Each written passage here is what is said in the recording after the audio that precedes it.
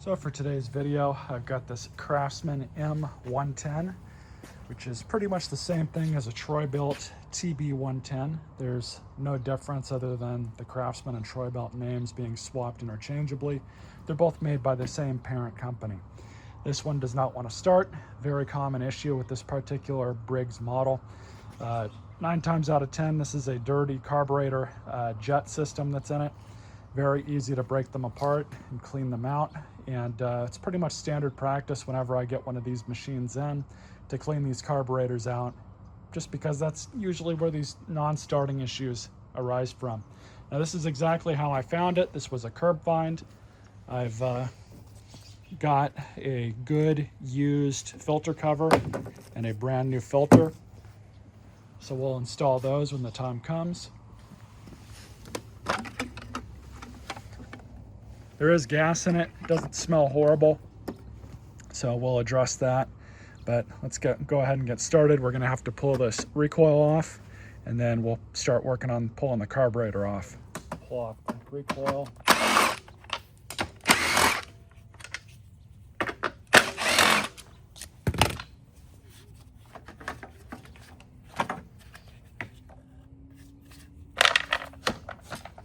Yeah, we've got some dirt and debris here, so let me blow that off.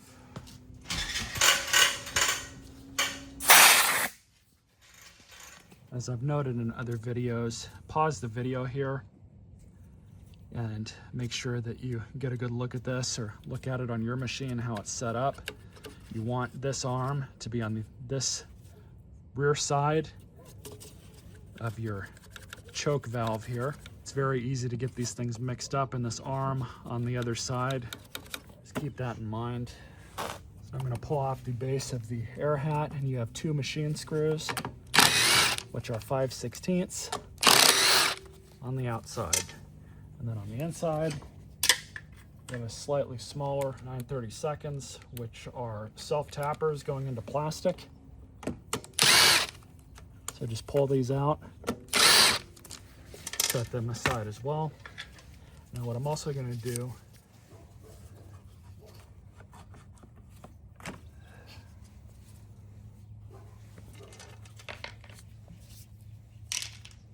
all right.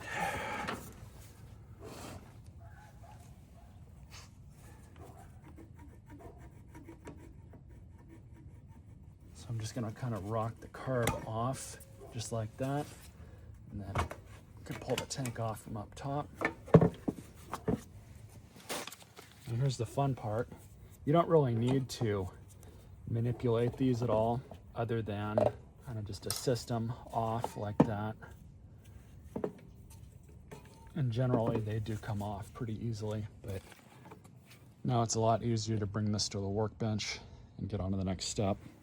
So what I like to do with these is just kind of pull this back, and then that'll allow us to rotate this, and all that old gas will leak out, but that's okay. That's why we've got this cookie tray here.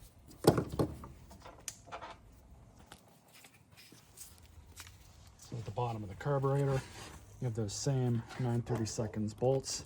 You can just pull these out. And then I kind of have a bit of a trick to pop this off, and I like to use 2 flathead screwdrivers.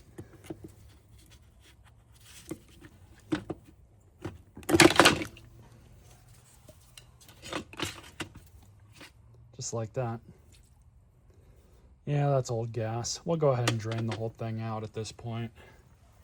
So now, where these things like to clog up is in these aforementioned jet assemblies.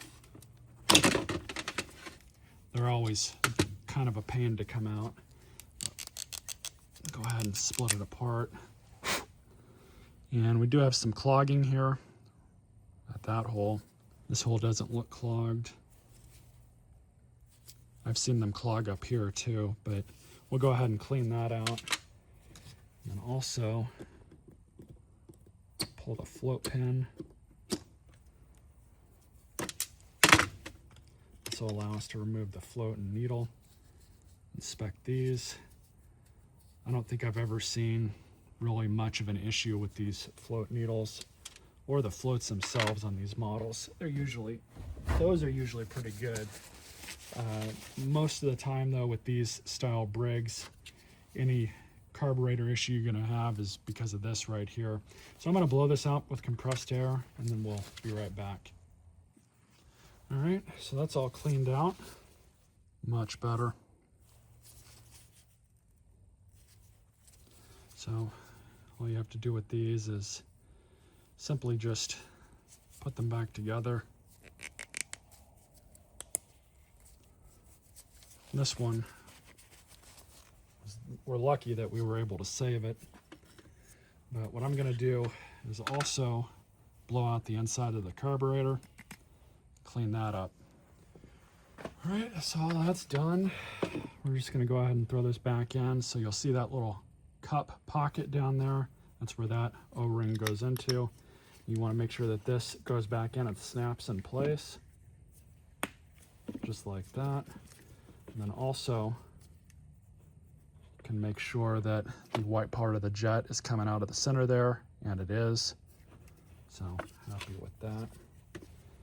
Now, go ahead and grab the float and needle, throw that back in.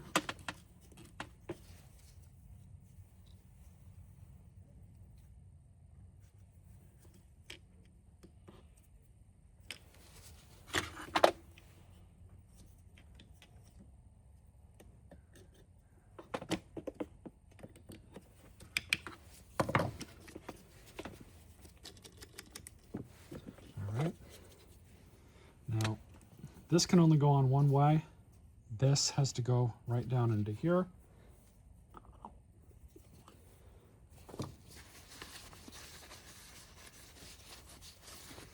And this carburetor is not all that dirty inside.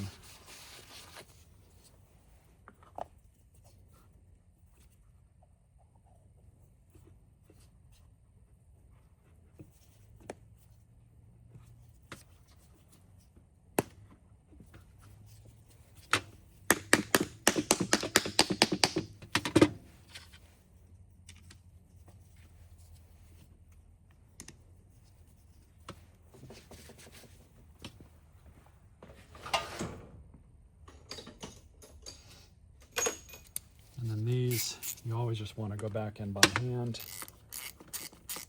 because they are plastic threads and you will strip them out if you try and use an impact.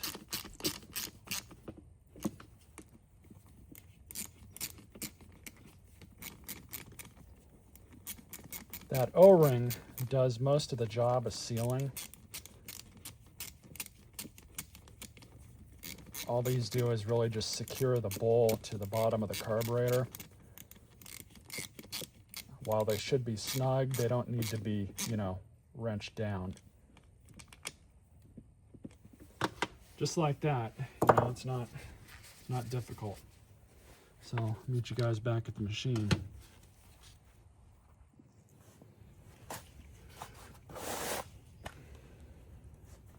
So of course, you want to make sure that this retention ring here and then the O-ring inside it is still there. Sometimes they do get left behind here. You can just pull them off and slap them back on. It's not difficult at all. So we're going to basically put this thing back together the reverse that it came off.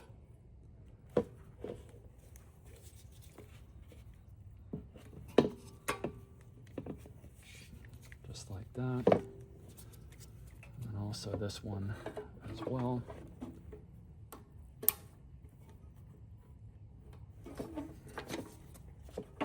Pretty simple. And then take your gas tank, flex that back up where it's supposed to go.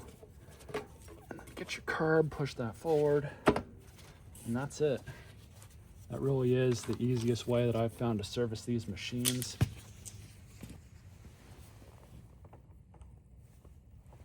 Air hat, and this for the PCV is going to go right back into that hose. So you're just going to line everything up.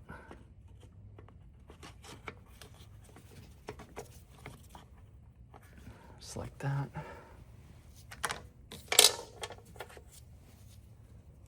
Now the 5/16 on the outside, you're fine to use an impact. because that's going into steel threads.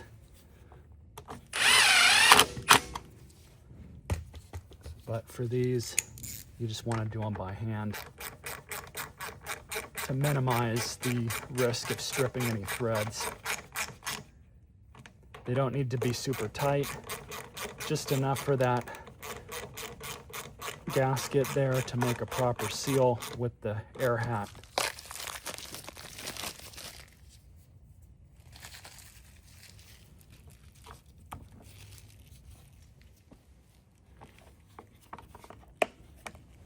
That's that. Now I'm going to check the oil.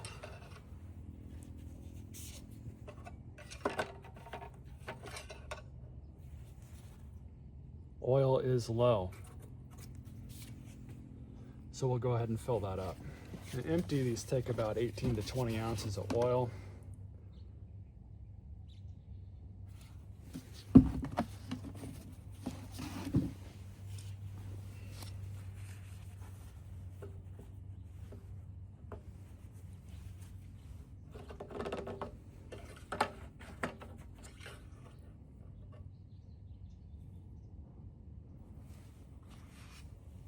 It's possible whoever threw this thing away actually did things correctly and drained it.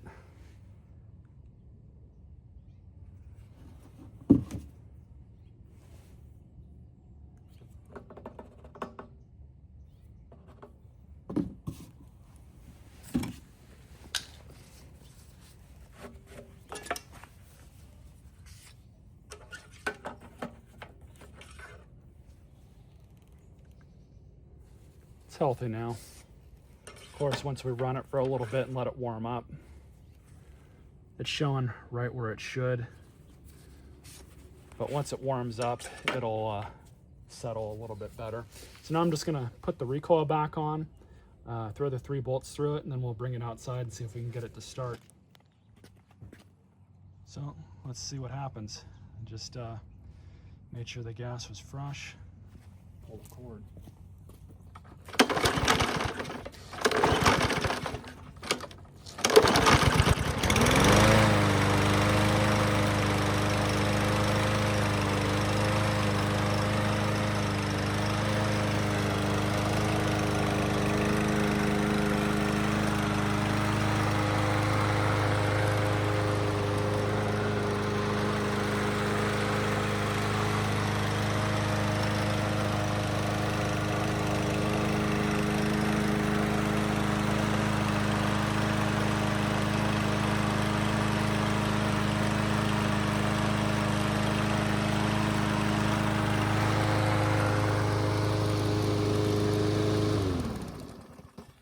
So I think that turned out well.